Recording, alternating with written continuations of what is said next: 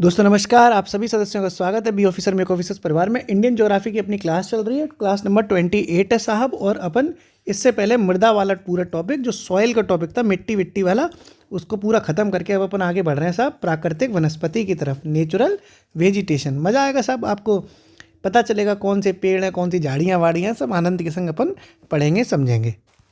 और इसमें सिर्फ अपने को ये पढ़ना है कि ये कौन कौन सी तरह के होते हैं, बस टाइप्स पढ़ने हैं और कुछ भी नहीं पढ़ना, काम इतने में ख़त्म हो जाएगा। जो पहला टाइप है उसको कहते हैं हिंदी में उष्णकटिबंधीय सदाबहार वन। उष्णकटिबंधीय सदाबहार वन, इसकी इंग्लिश भी बता दे रहा हूँ मैं, क्योंकि कई दोस्त यार इंग्लिश मीडियम वाले भी हैं साहब, अंग्रेजी में लेवल लेवल करते रहते हैं, तो मैंने कहा लाओ थोड़ी सी लेवल लेवल हम भी कर देंगे। तो इसको इंग्लिश में कहेंगे ट्रॉपिकल। ठीक साहब, ट्रॉपिकल। यार कटिबंधी को ट्रॉपिकली तो बोलते हैं, है कि नहीं। तो सदाबहार को कहते हैं एवरग्रीन, एवरग्रीन। और वन को कहते हैं वेजिटेशन। क्या कहते हैं? वेजिटेशन। ठीक है, वेजिटेबल नहीं है, वेजिटेशन है। उष्ण कटिबंधीय सदाबहार वन। ठीक साहब, इसका जो दूसरा नाम है, मतलब एक तो ये हो ही गया उष्ण कटिबंधीय सदाबहार वन, इसका एक दूसरा नाम भी है जो निक नेम टाइप का होता है ना, इसको ये भी कहा जाता है उष्ण कटिबंधीय आर्द्र, उष्ण कटिबंधीय आर्द्र। आर्द्र को इंग्लिश में कहते हैं वेट। ठीक है, वेट, WET, ठीक से नहीं लिख पाया, वेट भैया लिख बता दिया है मैंने, इसीलिए साथ में इसको, इसका जो निक नेम है यानी दूसरा नाम है उष्ण कटिबंधीय आर्द्र सदापर्णी वन। सदापर्णी, सदापर्णी का मतलब एवरग्रीन। जिस सदाबहार और सदापर्णी का मतलब क्या होता है, ये सदाबहार है, सदापर्णी है, एक ही बात होती है, तभी तो नाम एक ही है, मतलब गंगाधरी शक्तिमान है कुल मिलाकर, ये हो चाहे ये हो एक ही बात है। सदाबहार का मतलब है कि इस एवरग्रीन है, हमेशा ये हरा भरा रहता है। और सदापर्णी का मतलब है सदा माने हमेशा और पर्णी माने पत्ते, यानी हमेशा इस पर पत्ते रहते हैं, सदाबहार रहता है, एवरग्रीन रहता है, एक ही बात है। तो उष्ण कटिबंधीय आर्द्र पर्णपाती वन भी इसे कहते हैं, वन भी कहते हैं। ओके, ये इसका दूसरा नाम था। अब ये किस तरह के वन होते हैं साहब, ये भी अपन समझ लेते हैं कि क्या इनकी विशेषताएं हैं, ये सारी चीज़ें। तो देखो ये कहाँ उगेंगे, जहाँ पर पानी बरसेगा साहब। ठीक है, कहाँ पानी बरसेगा, जहाँ पर धूमधाम से पानी बरसेगा है, वहाँ पर ये खूब सारे आपको देखने को मिलेंगे। तो साहब पानी बरसाते हैं अपन, कितना पानी बरसाना है कि जहाँ वर्षा 250 सेंटीमीटर से ज़्यादा होगी, बरसात 250 सेंटीमीटर से ज़्यादा होगी, वहाँ पर ये वाले वन पाए जाएंगे। ठीक है, ज़्यादा होती है वहाँ पर कौन से वन पाए जाते हैं, उष्णकटिबंधीय सदाबहार यानी ट्रॉपिकल एवरग्रीन वन। तो बारिश के मामले में देखा जाए तो 250 सेंटीमीटर से ज़्यादा पानी बरसना चाहिए। टेम्परेचर का भी अपना नियम है कि जो तापमान हो ना वहाँ पर वो 22 डिग्री सेंटीग्रेड से ज़्यादा हो। जहाँ तापमान यानी टेम्परेचर 22 डिग्री सेंटीग्रेड या इससे ज़्यादा हो, यानी पानी खूब बरसे साहब और टेम्परेचर खूब रहे है, अलग ही खोपड़ी चल रही है, पानी चाहिए भैया और टेम्परेचर चाहिए है, शराब भी चाहिए, शबाब भी चाहिए, दोनों चाहिए तुम्हें। तुम्हारे अलग ही नखरे चल रहे हैं, सदाबहार एवरग्रीन है, नखरे देख रहे हो विनोद।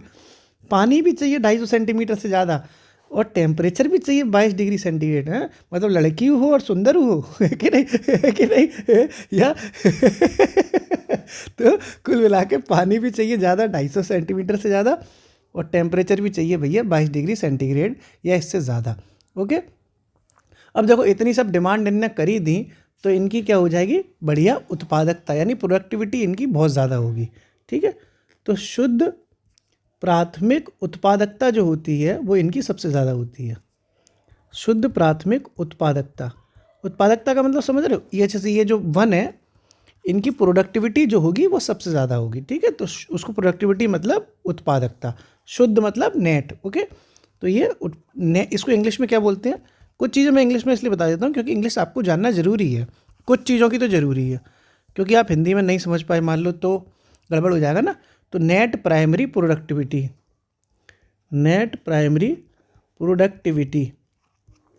ठीक है साहब, नेट प्राइमरी प्रोडक्टिविटी इनकी सर्वाधिक होती है, सबसे ज़्यादा जो होती है वो उत्पादकता वो किन वनों की होगी, सदाबहार वनों की होगी। और देखते हैं क्या क्या इनकी विशेषताएं हैं साहब, बस इनकी विशेषताएं याद रखनी है। अब देख लो ये कि कहाँ कहाँ पाए जाते हैं। ठीक है, वो क्षेत्र जहाँ पर ये वाले वन पाए जाते हैं, तो ये सबसे ज़्यादा पाए जाते हैं पश्चिमी घाट के पश्चिमी ढाल पर, पश्चिमी घाट के पश्चिमी ढाल पर। कई बार ये क्वेश्चन आया है जिसमें ऑप्शन दिए गए हैं पश्चिमी घाट के पूर्वी ढाल पर या पूर्वी घाट के पश्चिमी ढाल पर। पूर्वी घाट के पश्चिमी ढाल पर, ऐसे बहुत कंफ्यूज किया जाता है। आपको याद रखना है कि वेस्टर्न घाट्स के ही वेस्टर्न स्लोप पर, यानी पश्चिमी घाट के पश्चिमी ढाल पर ये पाए जाते हैं वन। ठीक है, और कहाँ कहाँ पाए जाते हैं, और ये पाए जाते हैं आपके नॉर्थ ईस्ट में। ठीक है, उत्तर पूर्व की जो पहाड़ियाँ हैं नॉर्थ ईस्ट वाली, तो वहाँ पे भी पाए जाते हैं उत्तर पूर्वी पहाड़ियों में। ठीक साहब, वहाँ पर पाए जाते हैं। और कहाँ कहाँ पाए जाते हैं, और ये आपके पाए जाते हैं अंडमान निकोबार में। ये ज़्यादा जगह नहीं पाए जाते क्योंकि इनकी अलग नखरे चल रहे हैं ना, इतने नखरे इनके बनते नहीं हैं कि पानी 250 सेंटीमीटर से ज़्यादा चाहिए, टेम्परेचर 22 डिग्री सेंटीग्रेड से ज़्यादा, तो इतने नखरे कहाँ कौन उठा पाएगा, उठा पाता है? शादी तो हुई नहीं है जो नखरे उठाएं, है कि नहीं है? शादी के बाद नखरे उठाते हैं, गर्लफ्रेंड के नखरे उठाते हैं। अंडमान निकोबार पर पाए जाते हैं साहब। और कहाँ कहाँ पाए जाते हैं, और थोड़ा सा साउथ इंडिया में, केरल कर्नाटक की तरफ। ठीक है, केरल कर्नाटक में ये पाए जाते हैं। ओके, समझ गए आप? और देखो 2-4 विशेषताएं क्या है। जैसे मैंने बताया आपको कि ये सदाबहार हैं, इसका मतलब है कि इनमें पत्तियां जो हैं वो कभी इस तरह से रहती हैं, आपको ये हरे भरे दिखाई देंगे हमेशा। ठीक है साहब, तो वर्ष भर हरे भरे रहते हैं, वर्ष भर हरे भरे रहते हैं। नखरे उठा रहे हैं, इसका मतलब कोई है ना इनके पास। जिनके पास कोई है ही नहीं, उनके पास कोई नखरे उठाने वाला ही नहीं है, मतलब नखरे दिखाने वाला ही नहीं है, तो उठाएगा कौन? तो इनके पास कोई बढ़िया सी डिमांड कर रहा है कोई, तो इसका मतलब कोई है तभी तो ये हरे भरे रहेंगे कि नहीं रहेंगे। तो भैया हरे भरे रहो आराम से। तो वर्ष भर यानी साल भर हरे भरे रहते हैं साहब। कौन? मैं नहीं हरा भरा रहता, मैं तो सूखा आदमी हूँ बेचारा। ठीक साहब, तो हरे भरे रहेंगे भैया क्योंकि सदाबहार हैं ये वन। ओके, कोई दिक्कत नहीं है। अच्छा, इनमें जब प्रोडक्टिविटी ज़्यादा है दोस्तों, जब उत्पादकता ज़्यादा है, इसका मतलब है कि इनकी डाइवर्सिटी भी ज़्यादा होगी। जो विविधता होती है, जिसको जैव विविधता कहते हैं, वो भी ज़्यादा होगी कि नहीं होगी? तो विविधता भी इसमें सर्वाधिक रहती है। सभी वनों के हिसाब से देखा जाए तो विविधता यानी डाइवर्सिटी भी इनमें सबसे ज़्यादा होती है, और प्रोडक्टिविटी यानी उत्पादकता भी इसमें ज़्यादा होती है। साल भर ये हरे भरे रहते हैं। ठीक साहब, ओके। अब इसमें एक चीज़ ये है देखनी है अपने को कि ये जहाँ पाए जाते हैं वहाँ तक पहुँचना इतना आसान नहीं है, और इनकी लकड़ी भी कठोर है। जो लकड़ी होती है इन वनों की वो थोड़ी टाइट होती है। लड़की नहीं, लकड़ी ने थोड़ा, लड़की टाइट होती है। लड़की टाइट चाहिए तुम्हें, है कि नहीं? लकड़ी लिख रहा हूँ, नहीं तो हर चीज़ में सोचो है शराब और शबाब चल रहा हो, ऐसा नहीं है। टाइट मतलब कठोर होती है साहब।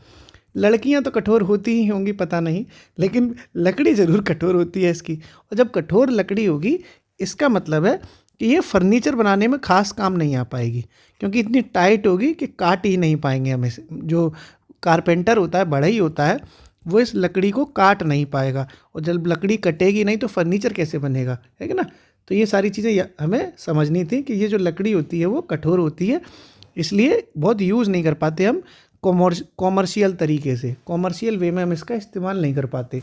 ठीक साहब, तो लिख लेते हैं अपन इसकी नहीं, इनकी लिखते हैं। ठीक है, इनकी लकड़ियाँ। ठीक है, लड़कियाँ नहीं, लकड़ियाँ कठोर होने के कारण इनका वाणिज्यिक दोहन नहीं कर पाते।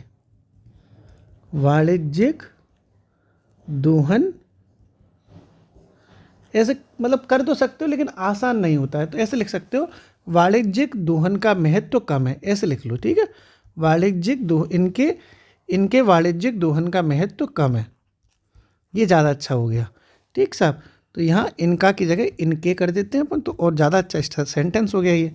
तो इनकी लकड़ियाँ कठोर हैं, इस वजह से इनका वाणिज्यिक दोहन का मतलब होता है कॉमर्शियली यूज़ नहीं कर पाते हम, क्योंकि लकड़ी टाइट है साहब। ओके, ये भी अपन ने समझ लिया। और देख लेते हैं कि इस तरह के वन के उदाहरण क्या क्या हैं। एग्जाम्पल तो देख लें। तो इस मतलब इन जो उष्णकटिबंधीय सदाबहार वन है, जो ट्रॉपिकल एवरग्रीन वेजिटेशंस है, उसमें कौन कौन से एग्जाम्पल शामिल हो सकते हैं? तो जैसे इसमें शामिल हो सकता है आपका सिनकोना का जो पेड़ है वो इस कैटेगरी में आता है। सिनकोना हो गया आपका। महोगनी एक वृक्ष होता है, एक पेड़ होता है, महोगनी की भी इसी में आते हैं साहब, महोगनी। ऐसे रोजवुड होता है, रोजवुड। एक आर्किड होता है, आर्किड, आपने सुना भी होगा आर्किड का पौधा। तो रोजवुड, आर्किड, ये सारे इसमें आ जाते हैं। ओके, बांस भी इसी में आता है। कहते हैं ना बांस कर देंगे, तो बस बांस कर दिया। ठीक साहब, बांस भी इसी में आ जाता है। और आबनूस आपने सुना होगा, आबनूस वो भी इसी में आता है। ये एग्जाम्पल कभी पूछे नहीं जाते हैं लेकिन फिर भी एक आइडिया होना चाहिए। ताड़ का पत्ता तो आपने सुना होगा, ताड़ी पीते रहते हो पूरे दिन तो ताड़ तो पता ही होगा, है कि नहीं। तो सिनकोना, महोगनी, रोजवुड, आर्किड, बांस, आबनूस और ताड़, ये सारे जो एग्जाम्पल्स हैं वो एग्जाम्पल्स हो जाते हैं हमारे सदाबहार वन के। ओके, एक चीज़ इसमें और स्पेशल ये है कि देखो मैंने ये तो बताया था कि ये अंडमान निकोबार में खूब पाए जाते हैं, लिखा है ना अंडमान निकोबार में। तो ये अंडमान निकोबार में इतने ज़्यादा पाए जाते हैं कि अंडमान निकोबार को इस ट्रॉपिकल जो वेजिटेशन है ये एवरग्रीन वाली, इसका घर कहते हैं। उष्णकटिबंधीय सदाबहार वनों का घर कहा जाता है अंडमान निकोबार को। ठीक साहब, तो ये भी लिख लेते हैं अपन लोग कि उष्णकटिबंधीय सदाबहार वनस्पतियों का घर, उष्णकटिबंधीय सदाबहार वनस्पतियों का घर, सदाबहार वनस्पतियों का घर अंडमान निकोबार को कहते हैं। ठीक है, ये क्वेश्चन बहुत इंपॉर्टेंट है, आ चुका है एक बार। तो अंडमान निकोबार को कहा जाता है, अंडमान निकोबार को कहते हैं। क्लियर। उष्णकटिबंधीय सदाबहार वनस्पतियों का घर किसे कहा जाएगा? अंडमान निकोबार को। ओके, ये भी अपन ने समझ लिया। अब अपन अगली कैटेगरी देखते हैं। जो अगली कैटेगरी है वो है अर्ध सदाबहार। मतलब ये सदाबहार तो हैं लेकिन आधे हैं। ठीक है, आशिक तो हैं लेकिन पागल नहीं है कि नहीं। इंग्लिश में इसको कहेंगे semi evergreen, semi evergreen for vegetations. ठीक है, तो ये साहब आशिक तो हैं भैया लेकिन पूरे आशिक नहीं है, आधे आशिक हैं। मतलब आशिकी में ये प्यार तो कर सकते हैं लेकिन जान नहीं दे सकते। जो पूरा आशिक होगा वो कहता है कि मैं तुमसे प्यार इतना करता हूँ कि जान भी दे दूँगा। लेकिन जो आधा आशिक कहेगा, वो आधा आशिक है, वो कहेगा मैं तुमसे प्यार तो कर सकता हूँ लेकिन तुम्हारे लिए जान थोड़े दे दूँगा भाई, बट है कि नहीं। तो ये चूतिया आशिक है, आधा आशिक चूतिया आशिक, आधा आशिक इक्वल टू चूतिया आशिक। तो ये चूतिया आशिक है। ठीक साहब, तो देखते हैं इस आशिकी में क्या क्या होगा। अर्ध सदाबहार वन यानी सेमी एवरग्रीन वेजिटेशन, ये इसकी विशेषताएं क्या हैं? तो देखो इससे पहले अपन ने जो देखा था वहाँ पर बारिश जो होनी थी वो 250 सेंटीमीटर से ज़्यादा होनी थी। ठीक है, किस वाले में? ट्रॉपिकल में। पूरे आशिक में 250 सेंटीमीटर से ज़्यादा पानी बरसना था। ये जो आधा आशिक है वो थोड़ा सा कम पानी लेगा क्योंकि प्यार ही तो कर रहा है, जान थोड़ी नहीं दे रहा। तो ये जहाँ 200 से 250 सेंटीमीटर होगी, जहाँ 200 से 250 सेंटीमीटर के बीच में बारिश होगी वहाँ आधा आशिक है। ठीक है, 200 से 250 सेंटीमीटर के बीच वर्षा होगी, वहाँ अर्ध सदाबहार वन पाए जाते हैं। क्लियर, कोई दिक्कत तो नहीं है? ठीक साहब, ये भी आपने समझ लिया। ओके, अब इसमें अपन थोड़ा सा, क्योंकि ये इतना इम्पोर्टेंट है नहीं है, मैंने बस करा दिया आप लोगों को। ये आपका इसी में ही आ जाता है, उष्ण में, मतलब ट्रॉपिकल में ही आ जाता है, लेकिन थोड़ा सा इसमें कम बरसात होती है इसलिए ये इसी का इस्तेमाल लेते हैं। अलग से बहुत आपको लोड नहीं लेना, बस थोड़ा सा आपको मैंने बता दिया कि सिर्फ बारिश का अंतर है कि यहाँ 200 से 250 है जबकि पूरे आशिक में 250 से ज़्यादा है। ओके, कहाँ ये पाए जाते हैं? तो ये वही क्षेत्र है अपना, अंडमान फंडमान, ये सब सह्याद्री, मेघालय का पठार, वही सारी चीज़ें हैं जो ऊपर बताई थी। ठीक है, ओके। तो भैया जहाँ पर 200 से 250 सेंटीमीटर है और क्षेत्र कौन सा हो जाएगा? तो वही अंडमान निकोबार, अंडमान निकोबार। ठीक है, वही पश्चिमी घाट। ठीक साहब, और वही आपका अंडमान निकोबार हो गया, पश्चिमी घाट वही आपका, वही मेघालय साइड, उत्तर पूर्व की पहाड़ियाँ, वही सारी चीज़ें हैं। ठीक है, उत्तर पूर्वी पहाड़ियाँ, वहाँ पे ये सारी की सारी चीज़ें पाई जाती हैं। भाई अंडमान निकोबार में कुछ हिस्सा ऐसा होगा जहाँ 250 सेंटीमीटर से ज़्यादा पानी बरसता है, वहाँ पर ये वाले पेड़ पाए जाते हैं, ये वाले।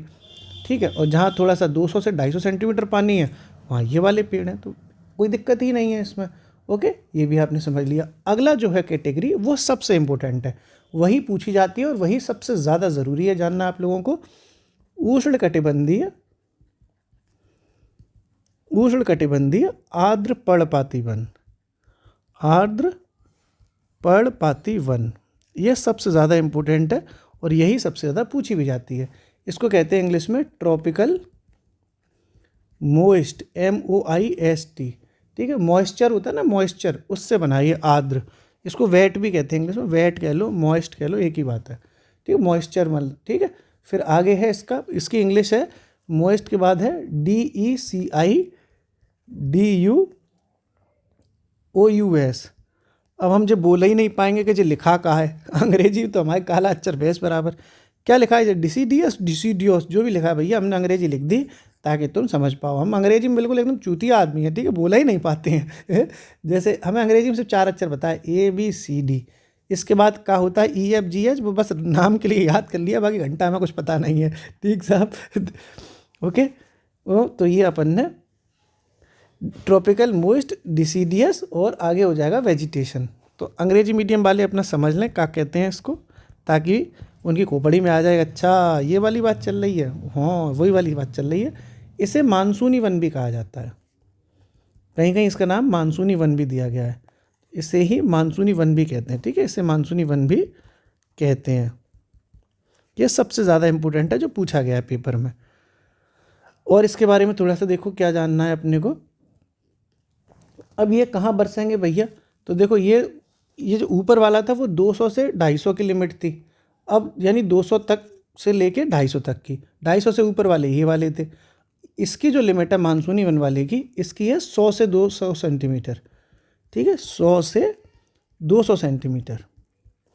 जहाँ 100 से 200 सेंटीमीटर तक पानी बरसेगा, ठीक है, वहाँ पर ये आपके उष्णकटिबंधीय आर्द्र पर्णपाती यानी कि मानसूनी वन पाए जाएंगे आपके। ओके, अब ये पर्णपाती का मतलब होता है कि इनकी पत्तियाँ गिर रही हैं, पत्तियाँ गिर रही हैं, ठीक है साहब। तो ये इसका मतलब है कि गर्मियों के टाइम में जब गर्मियाँ शुरू होती हैं तो पत्तियाँ गिर जाती हैं, ठीक है, इसलिए इन्हें पर्णपाती वन कहते हैं। तो गर्मियों के आरंभ में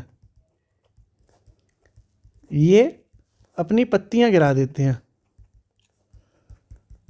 अपनी पत्तियाँ गिरा देते हैं। लिखते जा रहे हो ना, इसलिए इन्हें पर्णपाती वन कहा जाता है, इसलिए इन्हें पर्णपाती वन कहा जाता है।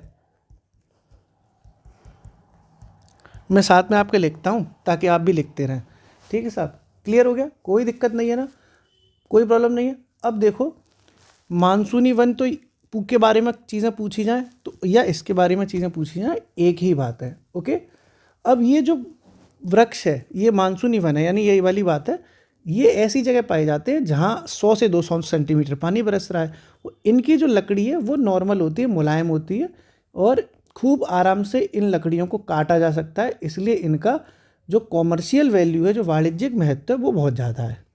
जैसे शीशम की लकड़ी है, साल की लकड़ी है, चंदन की लकड़ी है, आंवला की लकड़ी है, ये इसी में कैटेगरी में आती है और इसको हम कॉमर्शियली यूज़ करते हैं, आप देखते भी होंगे, ठीक है। तो लिख देते हैं इनका वाणिज्यिक महत्व अधिक है, इनका वाणिज्यिक महत्व अधिक है, क्योंकि यहाँ तक पहुँच बहुत है ना, आदमी पहुँच जाता है ऐसी जगह। भाई अंडमान निकोबार कौन कौन जाएगा लकड़ी लेने, बताओ, अंडमान निकोबार कोई जाता है? जैसे देखो ये लकड़ियाँ अंडमान निकोबार में हैं, ये भी लकड़ी अंडमान निकोबार में, तो अंडमान निकोबार में आदमी लड़की लेके जाता है ससुर, लकड़ी लेने नहीं जाता है कि नहीं, बताओ। लड़की होगी तो अंडमान निकोबार के संग जाएंगे भैया, आराम से हनीमून चलेगा, बढ़िया मौज मारेंगे, लेकिन लकड़ियाँ के चक्कर में थोड़ी अंडमान निकोबार कोई जाएगा है कि नहीं। तो बस ये वाली बात है।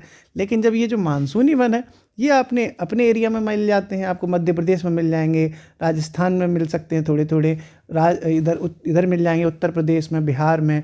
तो ये जो है पहुंच वाला एरिया है, जहाँ पर एक्सेसिबिलिटी, आराम से पहुंच जाएंगे अपन सब लोग लकड़ी लेके, है ना। तो ये वाली बात है, इसीलिए इनका कॉमर्शियल वैल्यू बन जाती है कि आसानी से मिल रहा है, आसानी से काट दो इन्हें, ठीक साहब। तो इनका जो क्षेत्र है वो देख लेते हैं अपन कहाँ कहाँ ये पाए जाते हैं। तो देखो वही पश्चिमी घाट के पूर्वी ढाल पर, ये एक फैक्ट आपको बहुत कर्रे से ध्यान रखना है कि ये पश्चिमी घाट के पूर्वी ढाल पर है। देखो इससे पहले मैंने आपको इस वाले में जो बताया था वो लिखा था हमारा, देखो गौर से, कहाँ गया, ये लिखो, पश्चिमी घाट के पश्चिमी ढाल पर था अपना उष्णकटिबंधीय सदाबहार। कहाँ पर है? पश्चिमी ढाल पर, पश्चिमी घाट के पश्चिमी ढाल पर। लेकिन जो अपना ये मानसूनी वाला सिस्टम है वो पश्चिमी घाट पे तो है, लेकिन यहाँ ढाल कौन सा है? पूर्वी है, ठीक है। कंफ्यूज मत होना, दोनों अलग अलग चीज़ें हैं। तो आपको एक क्षेत्र, यानी यहाँ तो ये पाए जाते हैं, और कहाँ कहाँ पाए जाते हैं, तो देखो अपने ये यूपी में पाए जाते हैं, बिहार में पाए जाते हैं, एमपी में पाए जाते हैं, ये सब जगह पाए जाते हैं, इसमें कोई टेंशन ही नहीं है। यूपी, बिहार, एमपी, केरल, कर्नाटक, महाराष्ट्र में भी पाए जाते हैं, मतलब ये तो नॉर्मली हर एक जगह पाए जाते हैं। इसका एग्जाम्पल भी अपन लोग देख लेते हैं।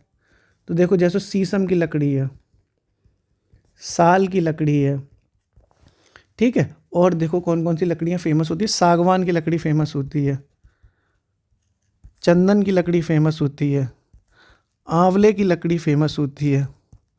ये जो फेमस जो आपने लकड़ियाँ सुनी होंगी, महुआ का आपने सुना होगा, नशेबाज लोगों को तो पता होगा है जितने नशेड़ी बैठे हैं इस ग्रुप में सबको महुआ के पेड़ के बारे में पता होगा। शहतूत की लकड़ी है, तो ये सारे इसी के एग्जाम्पल हैं, किसके, मानसूनी वाले के। मानसूनी का मतलब है ये उष्णकटिबंधीय आर्द्र पर्णपाती, यानी मानसूनी वाले के ये एग्जाम्पल है। 100 से 200 सेंटीमीटर पानी जहाँ वो वाणिज्य महत्व तो ज़्यादा है इनका, क्योंकि पाए जाते हैं ज़्यादा जगह। आगे देखते हैं अगला, जो अगली है वो सेम यही है, उष्णकटिबंधीय आर्द्र पर्णपाती की जगह बस शुष्क पर्णपाती है। आर्द्र का मतलब होता है मॉइस्चर है, गीला है, शुष्क का मतलब होता है ड्राई है, सूखा है, ठीक है। गीली लकड़ी सूखी लकड़ी होती है ना, जैसे लड़की होती है, कुछ लड़कियां गीली गीली होती हैं, हा देख के ही हा है कि नहीं, और कुछ लड़कियां सूखी सूखी सी होती हैं तो अंतर होता है, जैसे लड़की में अंतर है वैसे लकड़ी में अंतर है कि नहीं समझ रहे हो, समझ जाते हो, बहुत तेज हो गए हो, सब पता है मुझे, एकदम पीएचडी कर रखी है तुमने डबल मीनिंग में तो शुष्क पर्णपाती वन, आओ बेटा तुम्हें पर्णपाती वन घुमाएं। हिंदी क्या हो जाएगी इसकी, मतलब हिंदी तो लिख दी, सॉरी, इंग्लिश क्या हो जाएगी, शुष्क की हो जाएगी ड्राई, बाकी पर्णपाती को अभी मैंने बताया था DCDS, DICIDUOUS, वन मतलब वेजिटेशन, ठीक है साहब, ये भी आपने समझ लिया। तो शुष्क पर्णपाती वन क्या होता है, तो देखो इसमें कैटेगरी में कहाँ तक पानी बरस गया था, 100 सेंटीमीटर तक का पानी स्टार्ट कर दिया था अपन ने, और यहाँ पे जो पानी बरसेगा वो बरसेगा आपका जहाँ 70 से 100 सेंटीमीटर पानी हो, ठीक है, 70 से 100 सेंटीमीटर तक वर्षा हो, वहाँ आपका शुष्क पर्णपाती वन पाया जाता है। ओके, क्लियर है ना। यही वाली जो वन है ना शुष्क पर्णपाती, ये भारत के सबसे ज़्यादा क्षेत्रफल में पाए जाते हैं, क्योंकि इंडिया में जो पानी बरसता है वो इसी एवरेज में बरसता है, ठीक है। ये आप जानते हो इंडिया में बारिश बहुत ज़्यादा तो होती नहीं है, नॉर्मल 2-3 महीने होती है, तो इंडिया में बारिश का जो लेवल है उसके हिसाब से देखा जाए तो इंडिया के सबसे ज़्यादा क्षेत्रफल में यही वाले वन है। तो लिख लेते हैं अपन, ये वन भारत के सर्वाधिक वृहद क्षेत्रों में पाए जाते हैं, सर्वाधिक वृहद क्षेत्रों में पाए जाते हैं। क्लियर, ठीक है साहब। अब इसमें देख लेते हैं अपन लोग एग्जाम्पल कि कौन कौन से वन, यानी इस कैटेगरी में कौन कौन से पेड़ आ जाते हैं। तो इसमें आपको साहब तेंदू का पेड़ मिलेगा, तेंदू का पेड़ पता यूज़ होता है किस में यूज़ होता है, जिससे वो बीड़ी बनती है साहब, ठीक है। तो तेंदू का पेड़ जो होगा, एक इसमें आपने सुना होगा बेल का पेड़ होता है, बेल, एक होता है खैर का पेड़, बेल का, खैर का, तेंदू का, इन सब के वृक्ष इसमें पाए जाते हैं। थोड़े से ये गीली वो सूखे एरिया में पाए जाते हैं। अब मैं आपको नोट बता रहा हूँ, ठीक है। देखो जो तेंदू होता है इसका यूज़ किस में करते हैं, तो तेंदू का जो प्रयोग होता है, तेंदू का जो प्रयोग किया जाता है तेंदू के पेड़ का, वो किया जाता है बीड़ी बनाने में। किस में, बीड़ी बनाने में। बीड़ी पीते हो कि नहीं पीते, लड़कियां पी लेती हैं बीड़ी, है कि ना पीती, सिगरेट तो खूब पी लेती लड़कियां। मेरी दोस्त है, मतलब मैं जाता रहता हूँ डिस्को क्लब में, तो वहाँ तो मैं भाई साहब पहुँच नहीं पाऊँगा, तब तक तो मेरी सारी लड़कियाँ दोस्त 4 सिगरेट की डिब्बियाँ उड़ा देती है वही टोए से, है कि नहीं। तो लड़कियों में बड़ा क्रेज बढ़ता जा रहा है। ब्रेकिंग न्यूज़, आज के मुख्य समाचार ये हैं कि भारत में अब लड़कियों में भी सिगरेट पीने की मानसिकता देखी जा रही है। ये इस चीज़ में लड़कों को पीछे न छोड़ दें कुछ सालों में भाई साहब, है कि नहीं। मुखर्जी नगर करके एक एरिया पड़ता है दिल्ली में, तो मैं अभी पिछली साल जब IAS का मेंस था मेरा, तो मैं गया मुखर्जी नगर, तो मैं वहीं पे मुखर्जी नगर में बत्रा सिनेमा के पीछे एक शराब की दुकान है।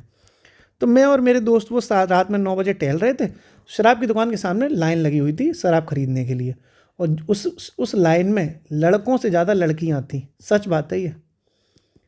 मतलब हमें तो पता है, हमारे सब दोस्त यार पीते रहते तो हम देखते रहते, लेकिन सच में खुल्लम खुल्ला लड़कियां लाइन में लगी हुई थी और दुकान वाले से कह रहे थे भाई जल्दी दे, रहा नहीं जा रहा है, तड़प तो रहा नहीं जाता, तड़प ही ऐसी है। मतलब बहुत एक्साइटेड थी वो खरीदने के लिए लड़कियां, एक लड़की नहीं थी, कई सारी लड़कियां थी। तो भैया देश जो है बदल रहा है, मेरा देश बदल रहा है, ठीक। तो ये तेंदुए की जो लकड़ी है, चाहो तो लड़कियां तुम इस्तेमाल कर लेना, बीड़ी ईड़ी बनाने में, सुट्टा उट्टा बनाने में तुम्हें काम आ जाएंगी। खैर की लकड़ी है, ये भी बहुत काम आती है साहब। और ये भी अगर लड़कियों के लिए मैं बता रहा हूँ, अगर वो बीड़ी पीने से उन्हें अगर फुर्सत ना मिल पा रही हो, तो वो कत्था बना के आराम से, कत्था समझते हो, कत्था तम्बाकू, तो कत्था बनाने में वो खैर की लकड़ी का यूज़ कर सकती हैं साहब। तो कत्था बनाने में आप खैर की लकड़ी का प्रयोग देखेंगे। ओके, तो ये तरह तेंदू का पेड़ किस लिए इस्तेमाल होता है? बीड़ी बनाने में। खैर का पेड़ किस लिए इस्तेमाल होता है? कत्था बनाने में। ऐसे ही आपने अभी साल का पेड़ पढ़ा था, देखो ये साल पढ़ा था, साल का पेड़, इसका भी प्रयोग होता है, लेकिन इसका प्रयोग अच्छी चीज़ें होता है। जो रेलवे होता है ना, रेलवे के स्लीपर होते हैं जो, उसमें इसका यूज़ होता है, रेलवे स्लीपर बनाने में। और ये तीनों चीज़ें पीसीएस के एग्ज़ाम में पूछी जा चुकी है, इसलिए मैंने बताया भी है। मैं आपको बकवास नहीं करता, आपको हंसाता रहूँगा भी एक अलग चीज़ है, लेकिन जो अगर मैं कंटेंट लिखवा रहा हूँ तो समझ लो भाई साहब बहुत इंपॉर्टेंट है। मैं हंसी मजाक में कुछ बोल रहा हूँ, वो एक कॉमेडी है, वो मैं लिख नहीं रहा, लेकिन मैं जो लिखवा रहा हूँ नोट्स में वो बहुत इंपॉर्टेंट है। ओके, आगे बढ़ते हैं अपन लोग थोड़ा सा। इसका अपन ने समझ लिया शुष्क पर्णपाती वन का। इसके बारे में आपको कुछ भी ज़्यादा जानने की ज़रूरत नहीं है, सिर्फ इतना ही जानने की ज़रूरत है, इससे ज़्यादा मैं आपको कराऊंगा भी नहीं, जितना ज़रूरत है उतना ही समझो। अगला है वो है शुष्क कटीली वनस्पति। शुष्क कटीली वनस्पति, वनस्पति कटीली समझ रहे हो, कांटा लगा, हाय लगा है, मेरी गाना सुना है आपने, कांटा लगा हाय लगा आजा बंगले के पीछे मेरी चुनरी के नीचे क्या है आगे, आजा बंगले के पीछे मेरी चुनरी के नीचे क्या गाना है साहब। तो अपन ये देख लेते हैं, कांटा लगा हमें। ड्राई कटीली को कहते हैं थॉर्न, THORN। वनस्पति को कहते हैं वेजिटेशन, ठीक सा, TION, गलत लिख गया ना, vegetation, dry thorn vegetation. Okay, अब इसकी कैटेगरी क्या हो जाएगी साहब? तो देखो यहाँ तक हम पहुँच गए थे 70 सेंटीमीटर तक, तो इसका मतलब है ये 70 सेंटीमीटर से भी अगर कम पानी बरसेगा तो वहाँ ये वाली पाई जाएगी। तो लिख लेते हैं, जहाँ 70 सेंटीमीटर से कम वर्षा हो, कम पानी बरसे। ऐसी चीज़ें कहाँ पाई जाती हैं जहाँ पर बरसात बहुत कम है? तो रेगिस्तान के एरिया में पाई जाती हैं, है कि नहीं? बिल्कुल आप जानते ही हो। तो ये रेगिस्तानी एरिया में पाई जाती हैं साहब। और एग्जाम्पल रेगिस्तानी एरिया में कौन कौन सी चीज़ें पाई जाती हैं? तो वही बबूल का पेड़ पाया जाएगा, पानी नहीं बरस रहा। और नागफनी पाई जा सकती है, बिल्कुल पाई जा सकती है कि नहीं पाई जा सकती? बिल्कुल पाई जा सकती है, नागफनी पाई जाती है। खजूर पाए जा सकते हैं यहाँ पर, खेजड़ी पाई जा सकती है। ये इस तरीके के जो कटीले कटीले कांटे वाले जो वन होते हैं, कहते हैं ना बोया पेड़ बबूल का तो आम कहाँ से आए। बोया पेड़ बबूल का मतलब बबूल में तो कांटे लगे थे, कांटे लगे थे तो फिर आम कैसे आ जाएगा ना। तो ये भी आपने समझ लिया साहब। ओके, इसमें सिर्फ इतना ही समझना है। अब देखो कुछ नोट, कुछ पेपर की दृष्टि से इम्पोर्टेंट नोट है, वो नोट करो साहब, इम्पोर्टेंट। जैसे आपने एक नाम सुना होगा पलाश। पलाश क्या है? एक पौधा है जो उत्तर प्रदेश का नेशनल, वो उत्तर प्रदेश का नेशनल क्यों, स्टेट फ्लावर है, राजकीय पुष्प है। तो पलाश जो है एक उत्तर प्रदेश का पौधा है जो जिसको दर्जा दिया गया है राजकीय पौधा, ठीक है। और ऐसे ही झारखंड का भी पलाश ही है। ओके, तो इसका जो वैसा नाम है, साइंटिफिक नाम है, वो नाम है ब्यूटिया स्पोनर मोनोस्पर्मा। होता ना, वैज्ञानिक नाम होते हैं हर एक के, तो ब्यूटिया मोनोस्पर्मा भी कहते हैं इसको, मोनोस्पर्मा, ठीक सा। पलाश यानी ब्यूटिया मोनोस्पर्मा, ये यूपी का और झारखंड का राजकीय पुष्प है, झारखंड का राजकीय पुष्प है ये, उत्तर प्रदेश का है और झारखंड का राजकीय पुष्प है। इसका एक निक नेम और है, और बहुत तगड़ा निक नेम है इसका, और उसका नाम है निक नेम का जंगल की आग। जंगल की आग कहते हैं इसको भैया, देख रहा है विनोद, जंगल में आग लगती है भैया, है ना। जवानी है भाई, जवानी जंगल की आग है, जंगल जाने मन जवानी की आग है भाई, पलाश है साहब। तो पलाश जिसका वैज्ञानिक नाम ब्यूटिया मोनोस्पर्मा है, इसको जंगल की आग भी कहा जाता है और ये उत्तर प्रदेश और झारखंड का राजकीय पुष्प है। ठीक है, कोई दिक्कत तो नहीं है, तो लिख लो इसको जंगल की आग भी कहते हैं। जंगल की आग भी कहते हैं किसे? पलाश को। क्लियर है, ये भी आपने समझ लिया। ठीक है साहब, आगे देखते हैं अपन। एक चीज़ इसमें और देखनी है। क्या देखनी है साहब? जो अगली कैटेगरी है वो देखनी है। वो अगली कैटेगरी कौन सी है? मरुस्थलीय वनस्पति। कौन सी? मरुस्थलीय। मरुस्थलीय वनस्पति, जो रेगिस्तानी वाला और जो खतरनाक रेगिस्तान है बिल्कुल, जहाँ भयंकर रेगिस्तान है, जिसको डेजर्ट कहते हैं, डेजर्ट इंग्लिश में, DESERT, डेजर्ट। ये डेजर्ट वेजिटेशन है, वो भी अपन को देखना है। समझते जाएंगे, काम खत्म हो जाएगा साहब। डेजर्ट वेजिटेशन कहाँ हो जाएगा? जहाँ पानी बहुत कम बरसता है, 50 सेंटीमीटर से भी कम की बारिश है। जहाँ 50 सेंटीमीटर से भी कम बारिश है। ठीक है, बिल्कुल सूखा सूखा इलाका है, बिल्कुल रेगिस्तान है, तभी तो इसको मरुस्थल कहा गया है। तो ये हो गया। बस इसके बारे में अपने को ये समझना है कि इनकी जो वृक्ष हैं, जो पेड़ हैं, इनकी जो पत्तियाँ होती हैं, पेड़ की जो पत्तियाँ होंगी, पत्तियाँ, ये पत्तियाँ होती हैं पेड़ की, वो बहुत छोटी छोटी होती हैं। और कैसी होती है? छोटी तो होंगी लेकिन मोटी होंगी, है ना, हाइट कम फाइट ज़्यादा की तरह। मतलब लड़की छोटी भी है और मोटी भी है कि नहीं? ऐसे ही समझ रहा है। तो अब हाइट कम फाइट ज़्यादा है इनकी। ठीक है, तो ऐसा होता है ना कि शॉर्ट हाइट गर्ल्स जो होती हैं, छोटी छोटी जो कम हाइट है जिन लड़कियों की, और वो थोड़ी सी मोटी और हो, फिर देखो तुम उसके नखरे अलग ही चलेंगे साथ में आसमान पे, है कि नहीं? मेरी ऐसी बहुत दोस्त ना, हाइट कम फाइट ज़्यादा। तो ये इस तरीके से अपन, इनकी जो पत्तियाँ होती हैं वो छोटी होती हैं लेकिन मोटी होती हैं। ठीक है, तो लिख लेते हैं साहब, इनकी पत्तियाँ छोटी और मोटी। मोटी पत्ती होगी तो उसमें छाल तो लगी होगी। छाल समझते हो? छाल होती है ना, जो पेड़ों में छाल होती है। तो इनकी जो पत्तियाँ छोटी होती हैं और मोटी छाल युक्त होती हैं, मोटी छाल युक्त होती हैं। और ऐसा क्यों होता है? क्योंकि ये मरुस्थल है, यहाँ पानी बहुत है ही नहीं, पानी बिल्कुल नहीं है, 50 सेंटीमीटर से कम की बारिश है। तो ये मोटी अगर पत्ती होगी तो जो वाष्पीकरण होता है वो कम हो जाएगा। ठीक है, अगर मोटी जो लकड़ी वो होती है ना, पत्ती, तो उसका नियम होता है कि फिर वो वेपोरेशन यानी वाष्पीकरण कम होता है। तो लिख लेते हैं, अतः नहीं, मतलब इनकी पत्तियाँ छोटी और मोटी छालयुक्त होती हैं जिससे कि वाष्पीकरण कम हो सके, जिससे कि वाष्पीकरण कम हो सके। जैसे मान लो मोटी पत्ती हो गई, इसी में जो पानी होगा वो अंदर छुप जाएगा, तो वो उड़ेगा नहीं पानी। वाष्पीकरण का मतलब होता है, वाष्पीकरण क्या होता है? पानी उड़ गया, तो पानी उड़ने से बच जाता है क्योंकि मोटी छाल होती है। क्लियर है, ये भी आपने समझ लिया साहब बहुत अच्छे से। तो ये आपने कौन सा समझ लिया? डेजर्ट वाला। कौन सा? मरुस्थलीय वनस्पति।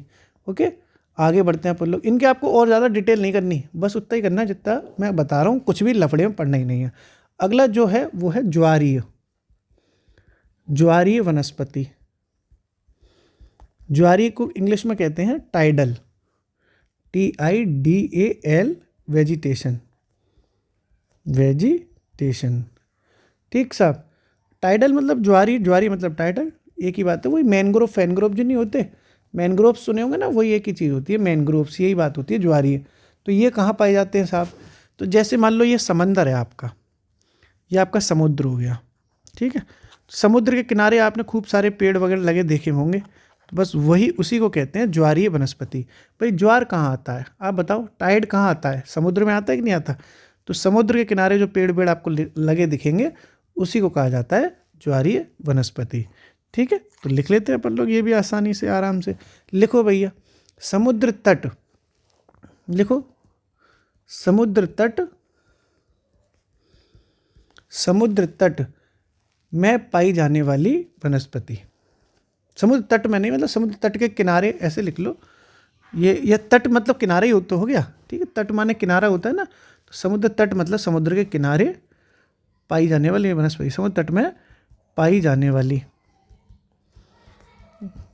ठीक है, ओके, वो हो जाएगी आपकी ज्वारीय वनस्पति साहब। ठीक है, कोई दिक्कत तो नहीं है।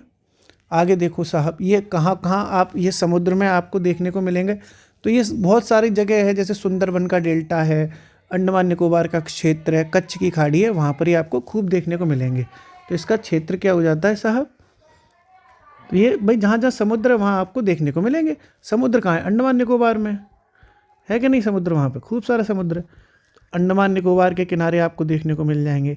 और कहाँ मिल जाएंगे आपको साहब? आपको देखने को मिल जाएंगे कच्छ की खाड़ी में।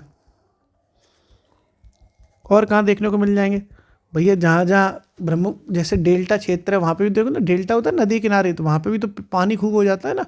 तो गंगा ब्रह्मपुत्र के डेल्टा में खूब मिल जाएंगे आपको।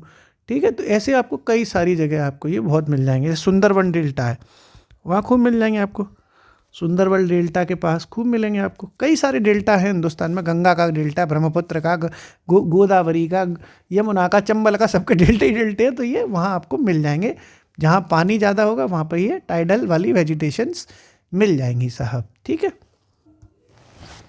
क्लियर साहब? इसका जो सबसे बड़ा एग्जाम्पल है वो है मैनग्रोव वन। सबसे बड़ा जो एग्जाम्पल है वो इसका मैनग्रोव वन है। और मैनग्रोव वन के बारे में आप थोड़ा सा डिटेल में जान लो कि ये होते क्या है, इसका क्या लाभ है मैनग्रोव वन। ठीक साहब, इस मैनग्रोव वन के बारे में आपको मैं अलग से बताऊंगा। तो आप एक हेडिंग छोटी सी डाल लो, मैनग्रोव वन। ओके, एक हेडिंग छोटी सी मैनग्रोव वन डाल लो, जिससे आप मैनग्रोव वन के बारे में थोड़ा सा समझ लो। मैनग्रोव वन, इसके बारे में जानकारी ले लेते हैं साहब। क्लियर है? अब मैनग्रोव वन जैसे आपने देखा होगा कि जैसे जो मैनग्रोव वन होते हैं वो समुद्र किनारे हैं, तो मैंने बता दिया समुद्र तट पे है। देखो ये मैंने बताया है ना, समुद्र तट पे पाए जाते हैं, किनारे पे। तो ये जैसे समुद्र है इधर, ठीक है। यहाँ ये बड़े बड़े चौड़े चौड़े पेड़ पाए जा रहे हैं। इनकी जो जड़ें होती हैं ना वो बहुत मजबूत होती हैं। और इनका जो विकास हो जाता है इन जड़ों का, वो समझ लो गुरुत्वाकर्षण बल के अपोजिट डायरेक्शन में भी हो जाता है, इतनी मजबूत है ये। जो गुरुत्वाकर्षण बल है हमारा, ग्रेविटेशनल फोर्स है, गुरुत्वाकर्षण बल है, इसी कितना शक्तिशाली बल होगा। देखो कोई अगर ज़मीन का अगर फोर्स है तो कितना पावरफुल होगा, लेकिन इनकी जो जड़ें हैं वो इस फोर्स के अपोजिट डायरेक्शन में भी आगे बढ़ जाती हैं, इतनी मजबूत जड़ें होती हैं। ठीक है, तो पहले तो यही लिख लेते हैं अपन कि ये मैनग्रोव वन के बारे में कि इनकी जड़ें गुरुत्वाकर्षण बल के विपरीत, बल के, यहाँ ये बिगाड़ देते हैं इसको, ये तो मैंने बस समझाने के लिए बना दिया था। तो लिख लो गुरुत्वाकर्षण बल के विपरीत भी विकसित हो जाती हैं, के विपरीत भी विकसित हो जाती हैं।